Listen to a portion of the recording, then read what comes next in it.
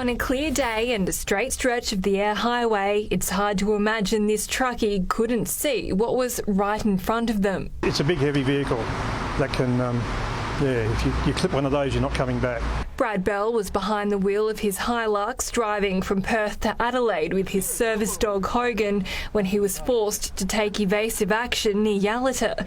He believes the truckie underestimated how long he needed to overtake safely. It's no-brainer stuff. I mean, if you're driving your car, you should know the size of your car and its braking and speed capacity. The double road trains trailers bear no signage. Brad supports calls from the Australian Trucking Association to make it mandatory for drivers to clearly display company details to keep them accountable. If you've got your truck licence, then you need to be competent in what you're doing. Other people on the road are relying on them.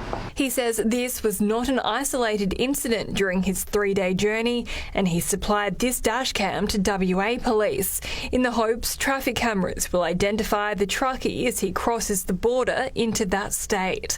Lauren Rose, 7 News.